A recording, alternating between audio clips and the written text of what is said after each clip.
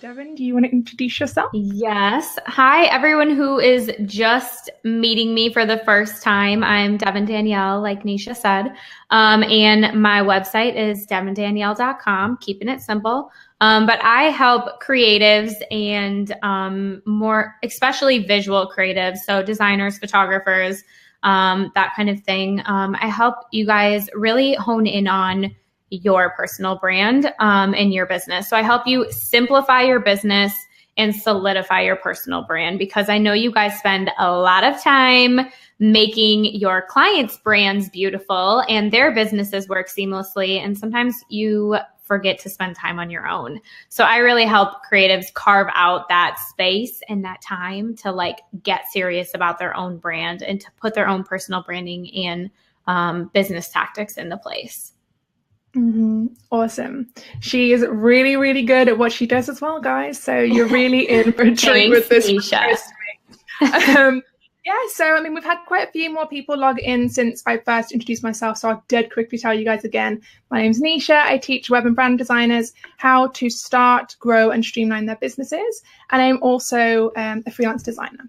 So this is a really casual kind of conversational style webinar where we're going to be teaching you guys how to figure out what your niche is.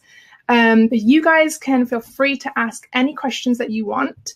I think we're ready to dive into the good stuff. So let's start off by talking about why niching is important to begin with, because some people may not know what it is or why they should even bother to do it. So why do you believe it's important? Yeah, so I believe it's important because you need to be able to tell people within like one sentence what you do and who you do it for. So when we talk about niching today, we're really going to talk about it in terms of both what you do and who you do it for. And sometimes, you know, you niche in one area and you can't in the other or whatever. But really, at the end of the day, niching is just going to help you get super clear on what you do and who you help and communicate that so you have a strong personal brand so that you can attract more dream clients and really just do the things that you love to do. So instead of, you know, doing all the things for everyone and just like doing whatever your clients ask you to do, you can really get in the mindset of like, this is what I'm really good at. This is what I love to do. So this is what I offer and this is who I offer it to. And like I said, it just helps you get more clients and dreamy clients, not just paying clients. Yeah. Yeah. I always say to my coaching clients that it is the fastest way to win clients, because at the end of the day, let's say that you're a client and you're looking for someone to design a Squarespace website for you. Would you choose the designer who you come across who does absolutely everything? So they do WordPress design, Squarespace design, Wix, branding, they do a bit of photography, all of those things. Or would you choose the designer who you found who specializes in Squarespace websites, who's really, really good at it, who does that more often than anything else? The chances are that you would choose that person most definitely, because you want the best of the best to handle the project that you're so passionate about. For sure. That's like a perfect example. That's exactly how I chose. I got to a point where I rebranded at the beginning of last year and I was like, all right, I'm not going to DIY this. Like I want to bring someone on so I can focus more on the brand strategy and the vision behind it and play the art director role. And I found my friend, now my business friend, who did this process that she called Go Live in 5 with Squarespace sites. So she builds your entire Squarespace site in 5 days. And I was like, done. Wow. You know, like, okay, done, because she was good at what she did. She had a legit process that she put into place that works.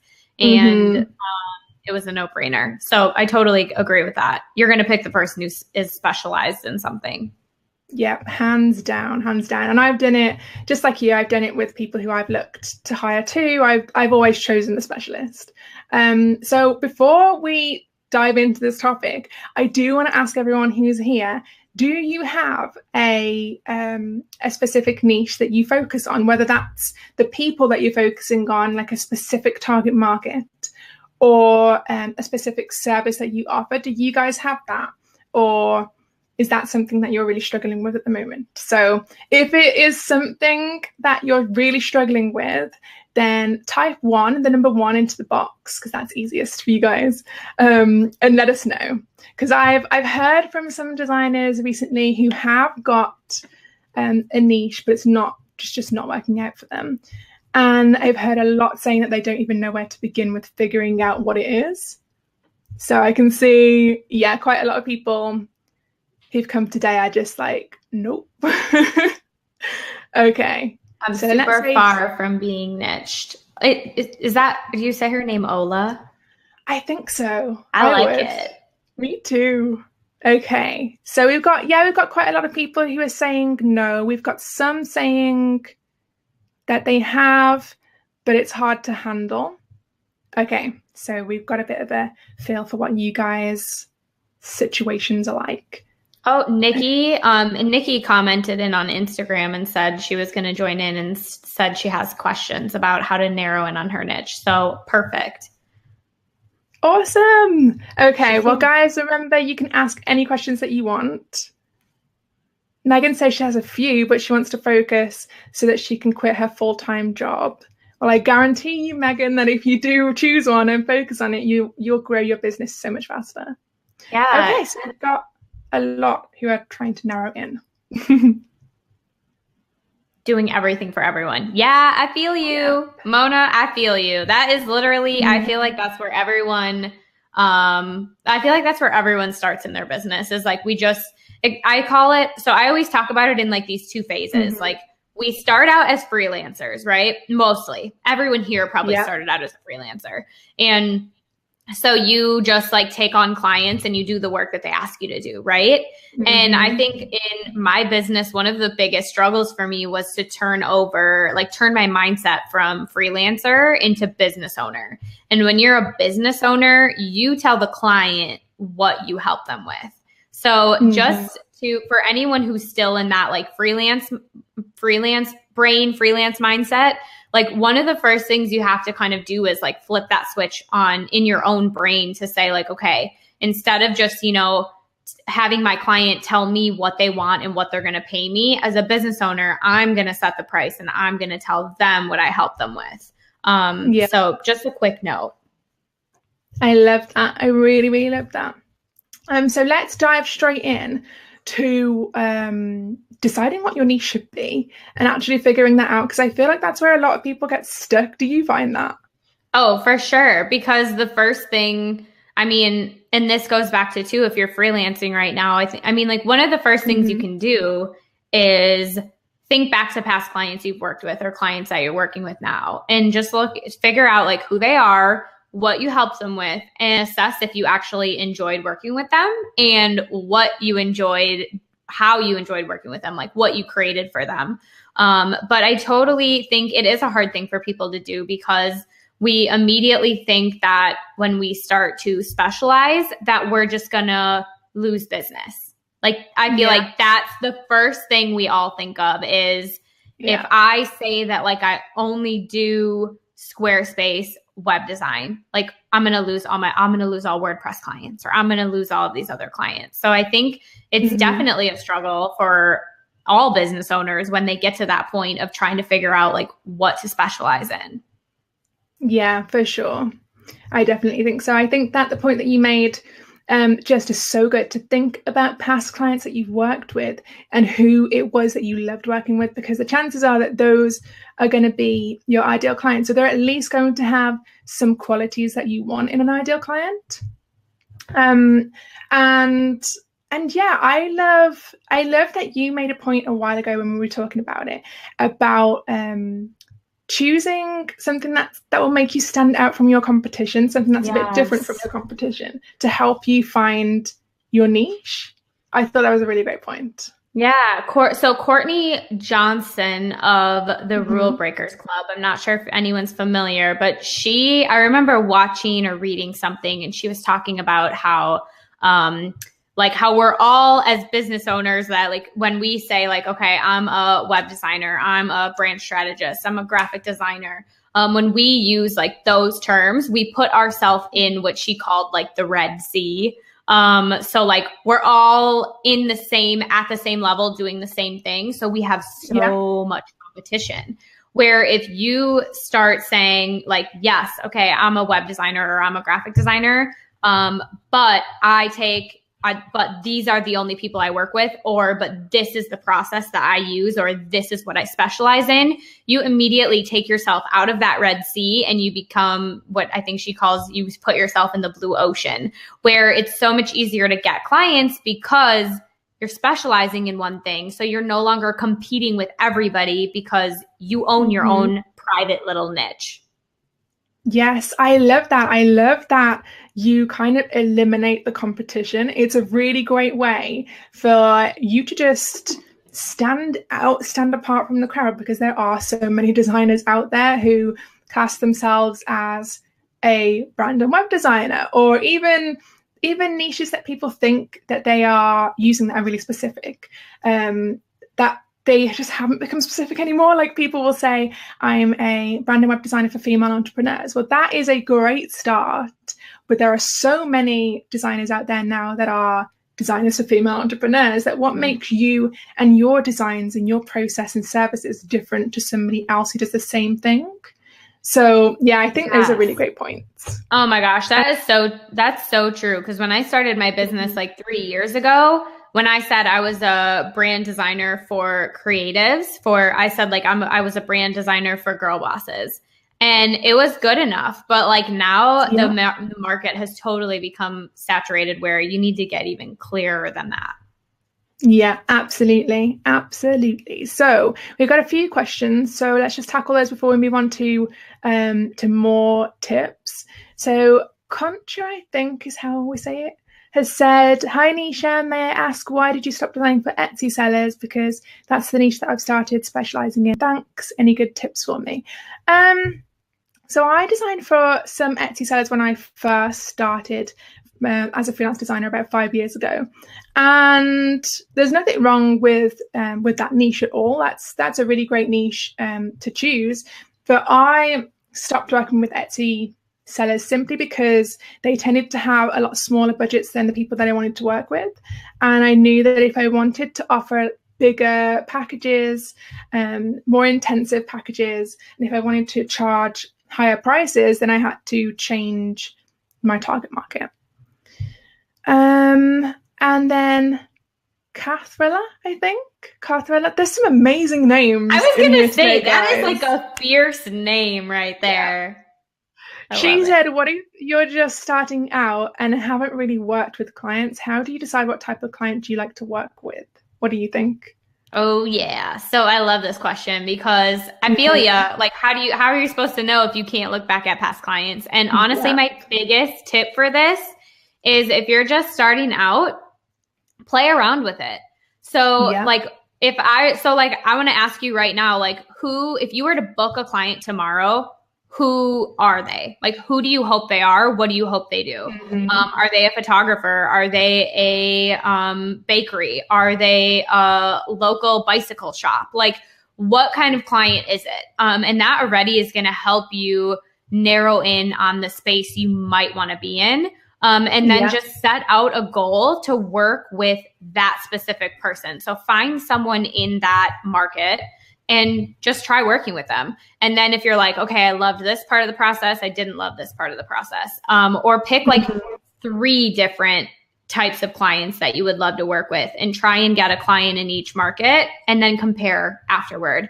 So my like biggest tip for you would be just like start by playing around.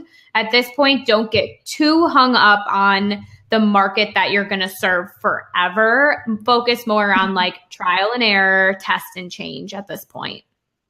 Yeah, I love that point as well, that it's not a forever thing. So people get really scared about niching their business because they feel like if they do, they've got to stick with that. And what if they get bored of it? What if it just doesn't work out for them? How do they kind of retract it?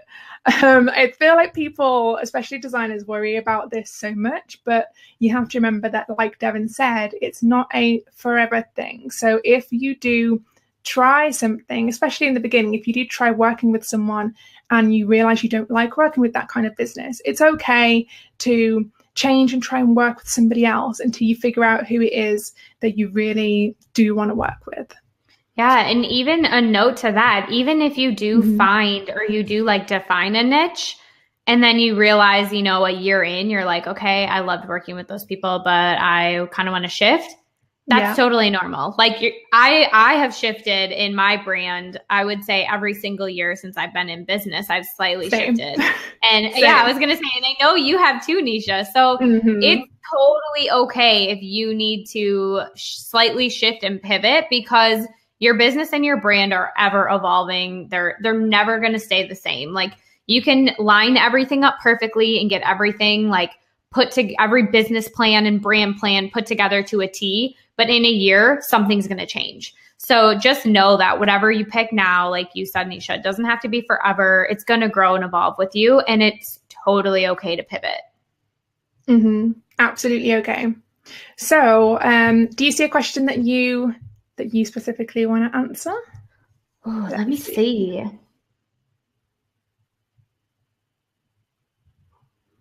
There's a really good one here from Denise. That's what I was, that's where I was going. I had to like quickly try and read through them all. Is there a point where you can niche down too much and not have enough clients as a result? I feel like that is the biggest fear that people have around niching. For sure. I agree. And I don't know. I guess like my immediate answer to this is like, my immediate answer would be no, because even if you niche down to the point where you say like, okay, I only work with like yoga instructors or yoga studios. How many yoga studios are there in the world? How many people are there online right now that are trying to sell or start some sort of like program or offering around like teaching yoga? Or, you know, again, bakeries, like how many bakeries are there in the world? So if you're talking about like specializing in who you serve, I don't think that really you can get like too narrowed in to the point where you can't find any, or you've like worked with every client possible in that niche. Yeah, I totally agree. I feel like it's really, I mean, maybe it is possible if there isn't the market for who you're trying to go after. But honestly, like Devin said, I think it's really hard to niche down too much. I just like, I haven't seen anybody do it. I mean, I know someone, picking on your example, I know a designer who focuses on bakeries. And when I first met her, I was like, wow, that is really cool. Because at the time, I wasn't really that specific. She has no problems with finding clients. I used to look at her and think, how does she do it? Like, where does she find these people? But clearly, when they need a designer, they will hands down go to her, because she's the only person around that I know that specifically works with bakeries. So I agree. I feel like it's really hard to niche and then not see good results from it. Yeah, I agree. Yeah, definitely.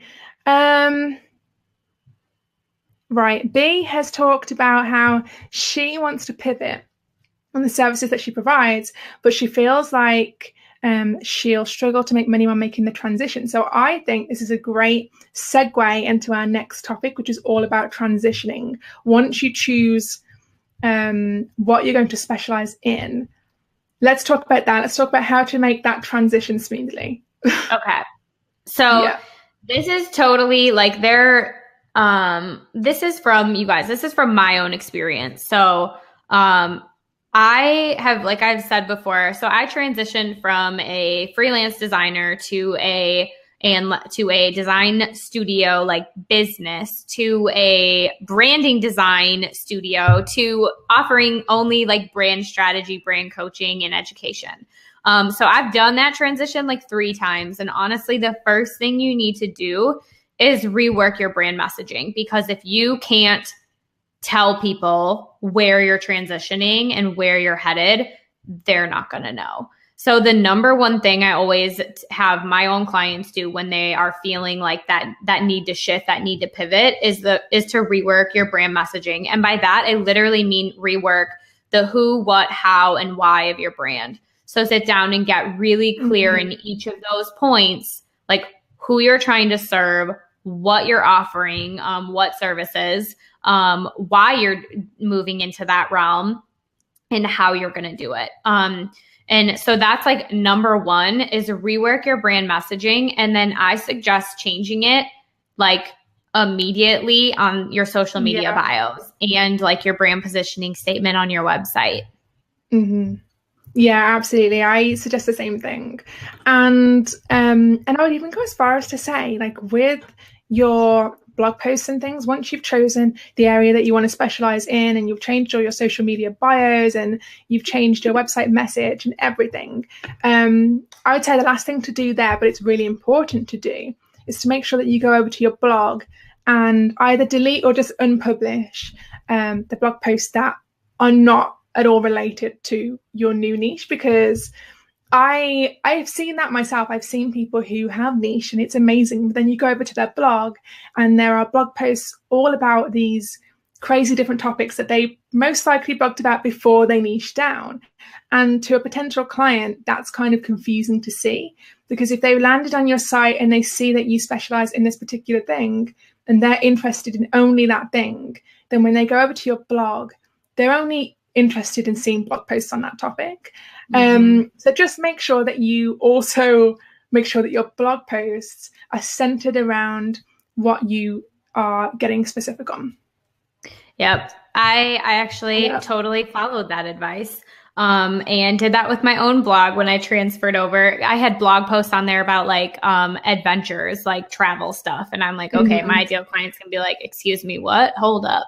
So I totally love that example. And then also another point I want to make on this when you're making that transition is to tell your existing audience so they know what's coming. So don't just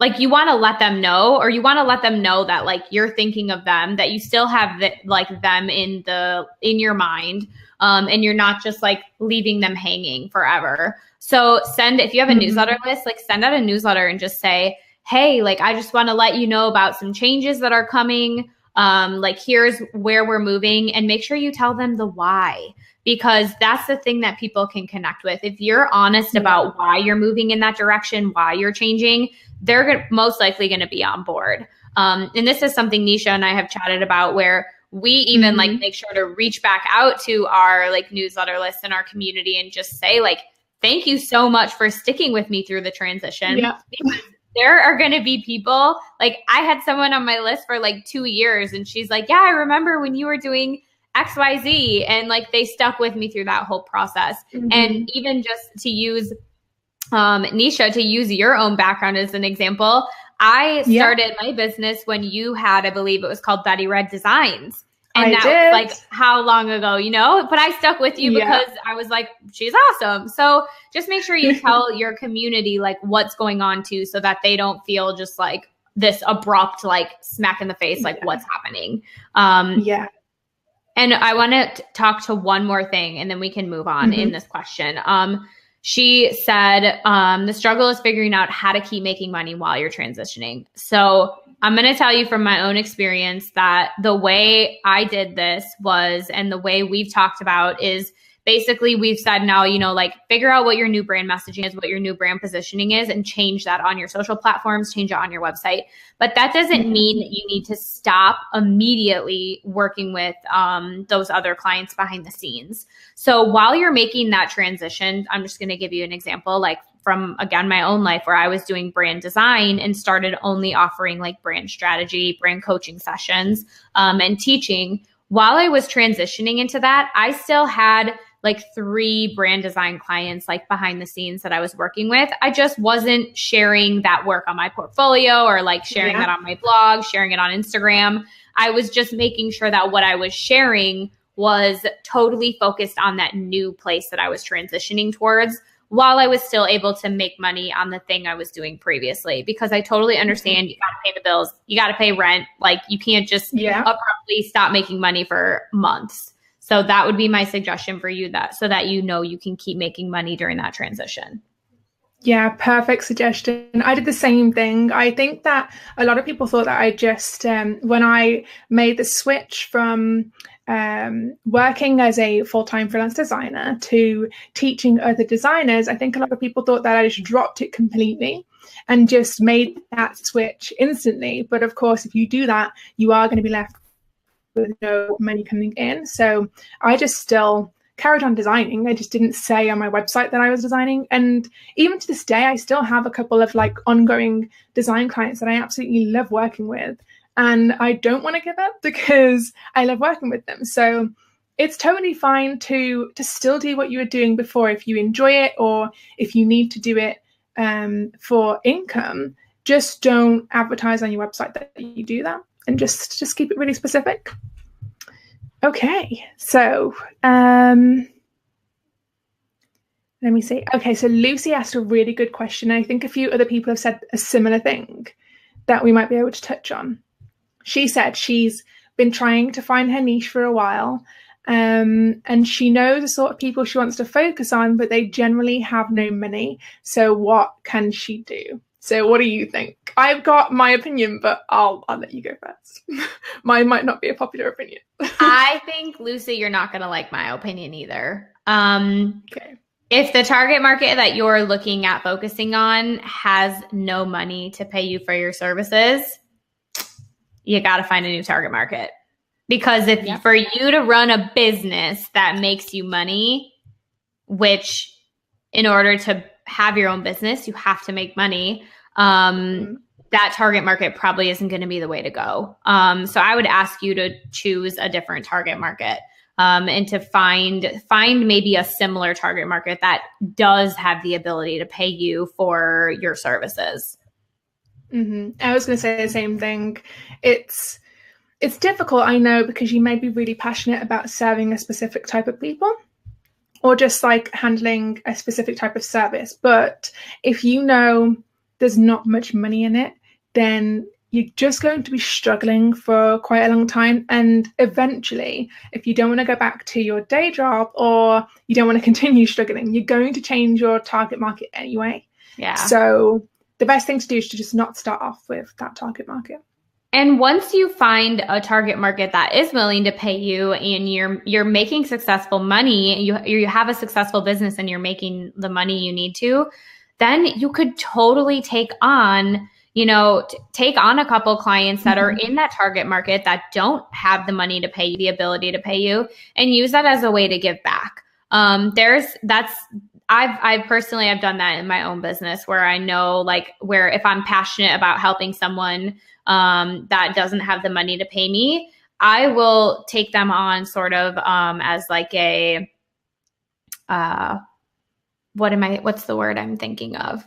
I don't know, but basically I work with them for free, just because I'm passionate about helping them. So maybe use that original target market that you're passionate about as a way to give back in your business and a way to give back within your community, but then still be able to make money in your business. Because if you can't make money in your business, you can't spend time giving back or energy.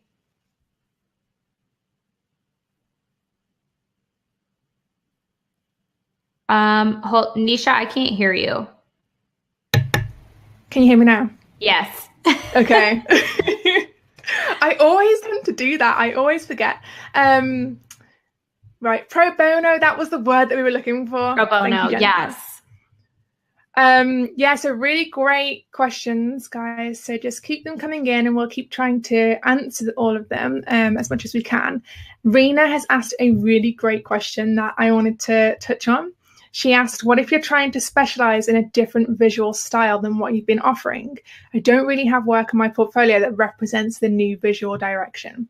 I think that's a problem for a lot of designers who all of a sudden want to focus on a different kind of design style. What do you think? I think you need to start creating that work. Start creating in that style. And this is kind of the same thing where we were just talking about change your brand messaging, instead change your brand visuals. So make sure that your own website, your own visuals reflect the style that you want to work in. And then also work with clients in that style. So maybe that means taking on 3 beta testers so that you can get that maybe are paying you a little bit less so that you can say, hey, like, I'm going to design in this style, or whatever, basically to give you an opportunity to create the work to put in your portfolio to attract more of those clients. And if you're, again, we're talking about that transition. If you're still working with clients who aren't necessarily in that style that you want, just do those on the back end and don't share them. So just make sure that the portfolio you're creating for the outward world is in that style that you want to attract more clients with. Yeah, absolutely. And the thing is as well is that even though, okay, say you may find yourself in a situation where you're working with clients who just don't fit the kind of design style that you really want to go for, and you have no space in your schedule at the moment to take on clients who do fit the style that you're going for, so you're stuck with those clients with the old design style, then what I would do is, if you absolutely can't do what Devin said about going and just finding people to design that style for, just create your own projects, like make them up. As long as you say inside your portfolio that you didn't do this work for a paying client, as long as you state that in the portfolio, then it's totally fine, because what you're doing is you're showcasing what you can do, and you're showcasing the kind of style that you're best at and filling your portfolio with that. And that's what will then win you clients who do want to hire someone who designs in that style. So that's another thought that you can keep in mind. Yes, that's a perfect example too. Yeah, so right, so yeah, I think that was Bridget's question answered as well. And that was Joanne's, I think that's how you say it. That was their question as well. So Lucy is asked, how do you know if this niche has money other than trial and error? So I guess that is a really interesting question. It's a really good question to ask, because if you've never worked with that niche before, then I guess you're not going to know whether they have money to spend or not. So what do you think? I would ask a question to you, Lucy, and I would say, are there people already serving that niche that are running successful businesses? If so, it has money. So in that case, I would say look to your competitors, the people who are already in that niche, and see if they're doing it successfully. And if they are, go ahead and do it. And another thing too is, if you are talking about, I guess, are you talking about niching in on what you do or who you do it for? Because if you're talking about niching in on the who you do it for part, you should have a really clear understanding of who that person is. So you should know, even if there's someone that you haven't worked with, but you're following online, or you know more about their life, you should kind of have a rough idea of what their struggles are, and in that case, what they're willing to pay for to get help with. Yeah, brilliant point. And I would make the point as well of, like, I love how Devin said to look for competitors that have that niche, because then if they're successful at that, then you know that you can be successful at it too, because there is money in that niche. However, that doesn't mean that you should copy what the competitor does, because I have seen people do this, and I do find it a bit disappointing when I see people do it, because people will see somebody who's got a really specific niche, and they won't just decide that that's their niche too, which is totally fine to do, but they'll also sort of copy services or copy products and things like that, and just basically duplicate whatever that business was, whatever their services and products are.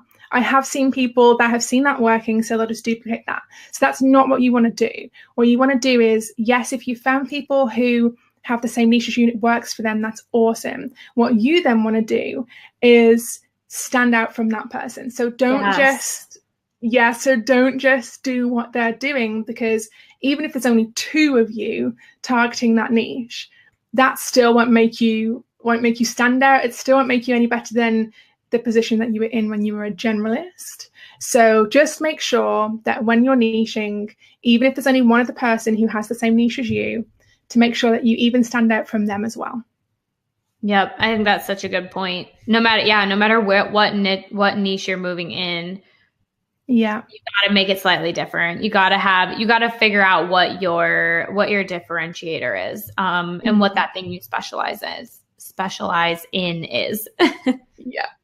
And the thing is, I think you probably agree too, that you don't even have to stand out in massive ways to stand out, if you get what I mean. Like, one way that you could stand out from a competitor is by doing something as simple as working with clients in a different way to them. So following a different kind of process.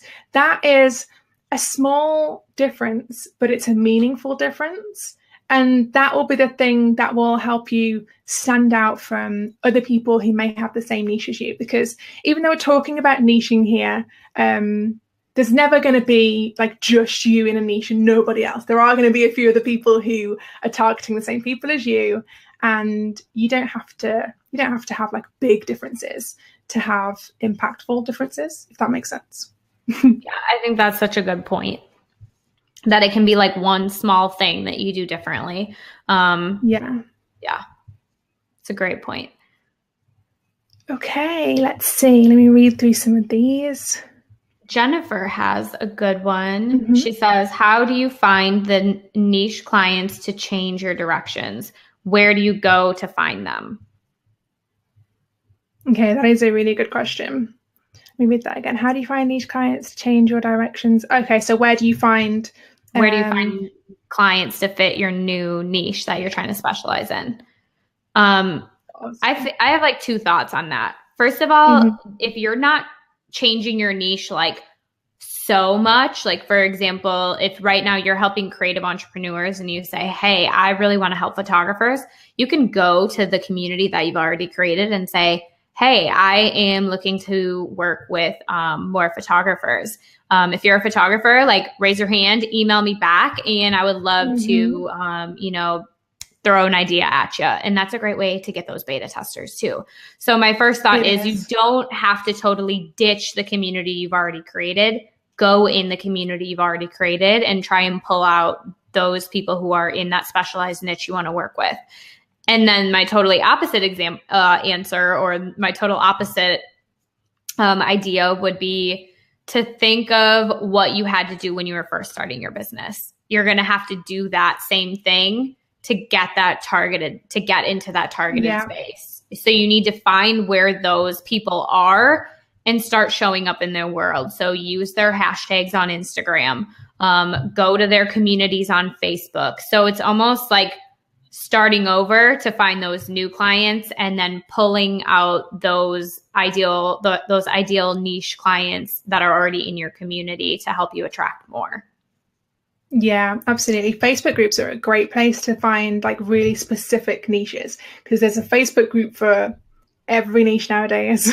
So you can just hop on over to Facebook and find your target clients. Okay, so that was Jennifer's question. It looks like, I don't know how to say her name right. Like the Q? I think had the same question. Leek? I think I remember her from last week's webinar, and I think it was Leek. Okay. Yeah, well, so Leek had the same question. Yes. And you guys, I want to bring one more point to this where you're like, okay, how do I start getting these more dreamy clients? A really super natural way to do it is put their work in your portfolio. And if you don't know where to start with them, find beta testers. I cannot tell you how crucial beta testers have been to my brand. And get testimonials when you work with them. So if you start having testimonials and work on your site all from bakers, it's going to be so obvious when people come to your website that you work with bakers. So that is like the super easy, like natural way to do it, is to just make sure that you're positioning yourself and your brand how you want to be perceived on your website and online. Like that is like my number one 3-step process that you can like start immediately. Oh, such a good point. And Rochelle has got a really great question that I just read through dead quick. It's such a good one. She said, I've been focusing on web design and not offering logo design. My struggle is when I have a client who needs a logo, if I recommend them to a graphic designer, I feel like I'll lose their business because they'll end up looking for someone who does it all to keep the price down. So I always say, when designers say this to me on coaching calls and inside my members club, I always say that the really simple fix to that is to partner with a specific graphic designer. So say if you, because there are plenty out there who just focus on website design or just focus on logo design. So if you focus on website design, why don't you go and find, say, join a Facebook group that's filled with other designers, forums and places like that, network with designers, and make friends with someone who just focuses on logo design. And then what you can do is just kind of collaborate with each other. So you both agree, someone comes along and wants a web design, she'll handle the logo design and you can handle the web design. Or you could even like subcontract it out so that the client is paying you for a logo and a website, but you just handle the website design and somebody else handles the logo design. What do you think, Devin? Oh, I can't hear you. You made the same mistake as me. Yeah. Yeah. So I was going to say the exact same thing because I felt this struggle again. Like, I feel like my best way to give you guys examples is from my own personal story. So I totally did this too. When I started focusing on brand strategy, I was like, okay, no one's going to hire me for brand strategy if they can go hire someone to do a logo and a website for them. So what I did is I had a package where I did brand strategy, but I had a web designer and a brand photographer and a logo designer. And I said, hey, you three, tell me your rates. And like, I want to have you guys be like in my little, like behind the scenes exclusive community. Yeah. And I hired them out as independent contractors so that I was working with that client through the whole process, doing brand strategy for them. But then I was also managing the whole project and managing those people on the back end. So I was going to say the exact same thing as you, Nisha, to pair with those people that have a similar style to you that you love working with. And you guys can work together to create the perfect brand or website. Yeah. Exactly. So go and find those team members, those other people who have services that complement your services. Lucy has just said, before we move on to the bigger questions, what do you mean by beta testers? So I thought we could elaborate on that because some people might not know what we mean. Yeah. So basically, what I mean by beta testers is finding people who are super specific in where you're headed, that you would love to work with, that you could offer them a discounted rate in exchange for testimonial and feedback along the way.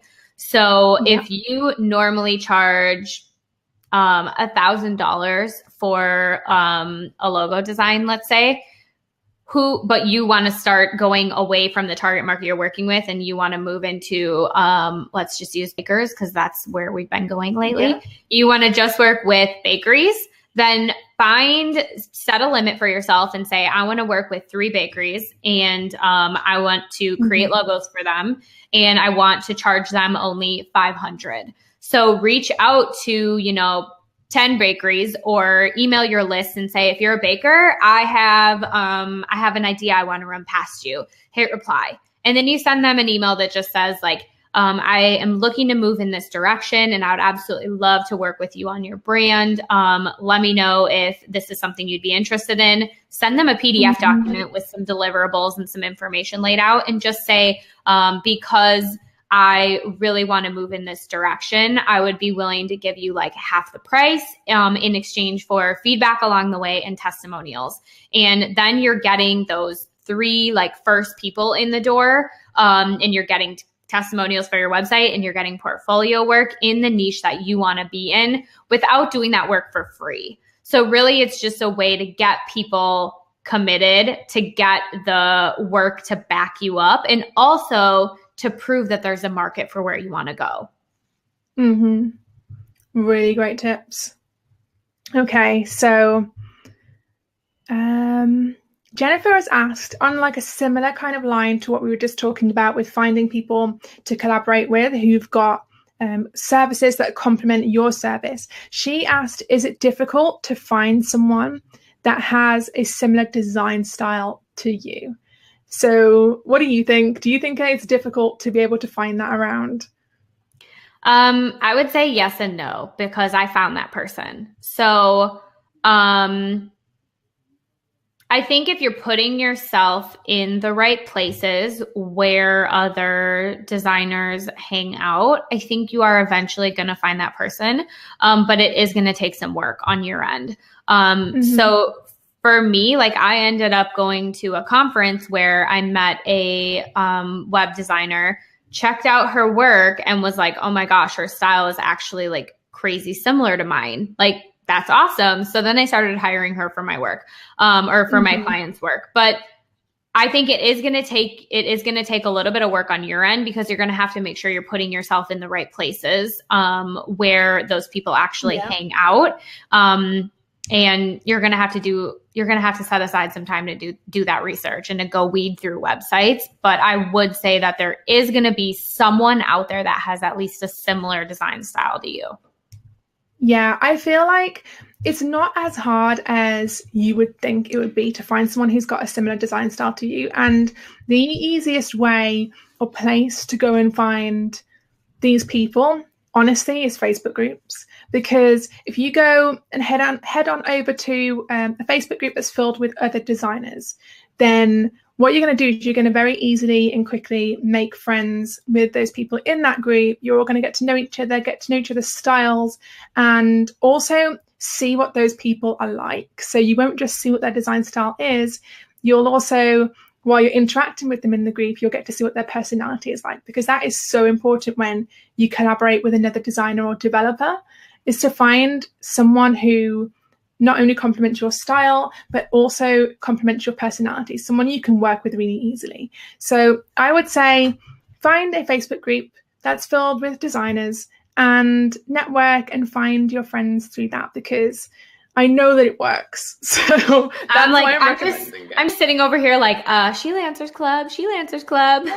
You're more than welcome to come and join the She-Lancers Club. We've had plenty of people in there who have now become business buddies and collaborators. We've got developers who've partnered with designers. We've got designers who've now become like BFFs and just collaborate on a ton of stuff together, which is really great to see. So if you guys want to come and check it out, you'll get the link in an email after this. But yeah, let's move on to the next question, because we've only got about 10 minutes. Oh my gosh, we're flying through it. I know. Every time that I do it, it's like every time that I host one of these, it just flies by so fast. Okay, let me see. So Jennifer said, do you think it would also be a good way to price yourself comparably to stay competitive? So I think she might mean to stay competitive by sort of pricing differently to another designer. What do you think? I guess when it comes to pricing, like, yes, you want to kind of have an idea of what your competitors are charging, but really the price is going to come on. It's going to be up to you, because you're the only one who knows how much time you put in, how much energy you put in. And you also might have slightly different offerings, slightly different services than your competitor. So you don't want to price the same way as your competitor if you guys aren't offering the exact same things. And I would say price with your ideal client in mind. So if the person that you ideally want to work with can only afford something for like $1,000, then make sure that what you're offering, or a payment plan that you're offering, is you're pricing with them in mind, with their income ability in mind. So I would say it's more about you and it's more about the client, and not so much about worrying about what your competitors are doing, because you're gonna offer slightly different things. Yeah, absolutely. I really love those points. And guys, if you have any more questions, we have got about like 8 minutes left. So we could maybe squeeze in a few more if you want to ask them. But yeah, I mean, I just want to bring it back around to to consistency, because I know that was one of the things that we were going to talk about, is consistency is key. And yeah, I know that you said if you have found your thing, then make sure that you own it. Mm-hmm. What else do you have to say about it? Yeah, I mean, and I think that's like the basis of it. Like once you figure out the niche that you want to be in, own it. So don't like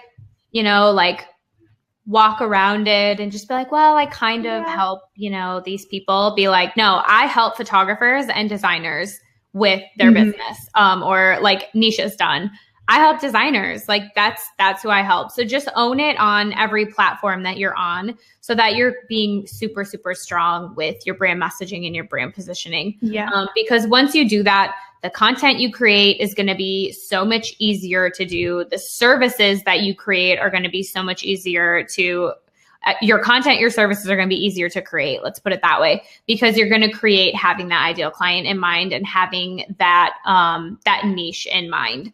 And it's also easier once you do that for people to refer their friends to you, right? So if you work with all bakers and your whole website, your whole brand, everything about your brand messaging says, I work with bakers, every single client that you work with is going to be able to be like, oh, you should work with so-and-so. She does design for bakers or bakeries. And same thing with people who aren't in that industry. Like, oh, I know this girl online. She works with bakers. Like, so it's going to be easier for people to refer other people to you once you know and own the niche that you're in.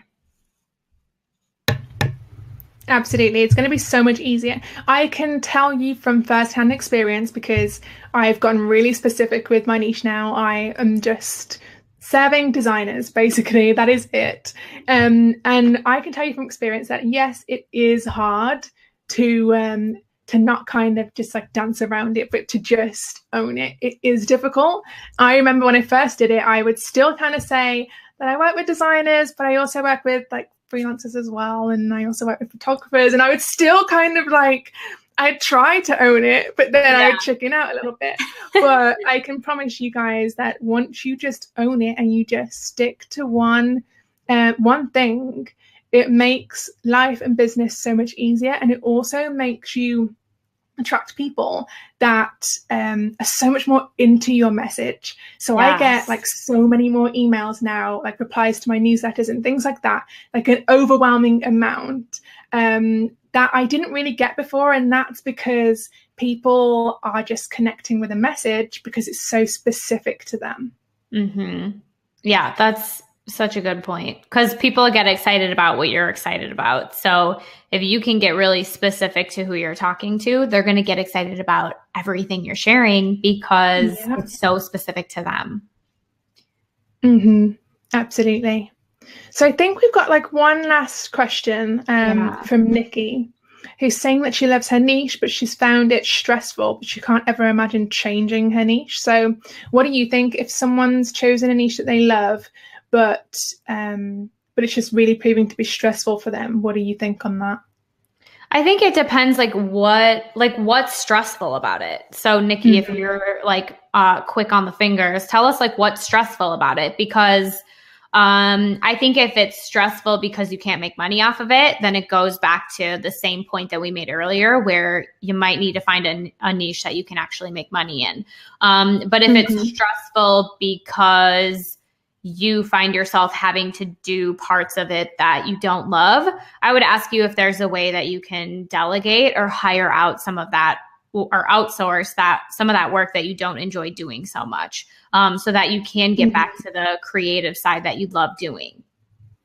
Yeah, I think that's what it comes down to in your case, Nikki, because you're saying that you're stressed over the business side of things, and you love your niche, but you're stressing over that and not enjoying the creative side. So yeah, I think it kind of comes down to making sure that you've got systems in place, that you've streamlined your systems, that you're automating as much as possible, because that will free up so much of your time from the business stuff so that you can really hone in and focus on the creative side that you love so much. Oh, okay, so it's a combination, Nikki said. It's both a combination of the business stuff and her niche not really bringing in enough money. So I guess you're finding that you're spending so much time on the business side and not getting enough money from it. Yeah. And I wonder too, I was going to say this earlier and I think I like forgot to put it out there, or I don't know if I said it or not, but, if you find a niche, a target market and offering that you can actually make money on, make your money there. So then you can have this as a passion project and you can do this thing and maybe you make a little bit of money off of it, but it's not your bread and butter. So maybe there's something else that you're really, really good at, or there's a different way you can frame your services that you can make money off of it. And then this becomes your passion project. Absolutely. Such great points. I think that's a really great point to just kind of wrap this webinar up on. And yeah, you guys, I really hope that you've enjoyed this one, because I know it was full of a lot of really great tips. And I really hope that some of you do go away and decide that you are going to niche in. But if you do need some help, you can go on over to Devon's website. I'll just paste in the URL. You can go on over to her site. She's an amazing coach, as you've most likely seen from this entire hour. So she is fantastic. And once you start talking to her, you'll never want to stop. But yeah. Thank you so much. You're so kind. Yeah. It's totally the truth. So you can head on over to devondanielle.com to check her out. I've posted the URL in the chat box, and you'll also get it again in a follow-up email that I'm sending. And yeah, in case any of you want to keep up with me as well, I'll post mine in the chat box. It's nishawoolery.com. And if you want to catch this replay and also all of the other webinars that are in this series, then you can go ahead and join my members club, the Freelancers Club, because they all go in there on the first day of each month. So yeah, and there you go. Devon's put her email straight in there too. It's hello@devondanielle.com. So if you guys need help with your brand direction, Devon is the perfect person for that. So yeah, feel free to email me, you guys. Or really, I mean, Instagram is the other. Instagram direct message me if you guys have questions about this. So, and it's literally just Devon_Danielle. So that is another great place. If you just want to reach out, you have another quick question, I'd be more than happy to message you the answers. Awesome. So I put our Instagram handles in the chat box. So if you guys want to come and catch up with us, ask any questions, head on over to Instagram, and that's where we'll be hanging out. So thank you so much, Devon, for joining us today. It's been so much fun having you. Thank you for having me. I love chatting with you and your entire community. It's been fun. It has. Bye, guys. All right. Bye.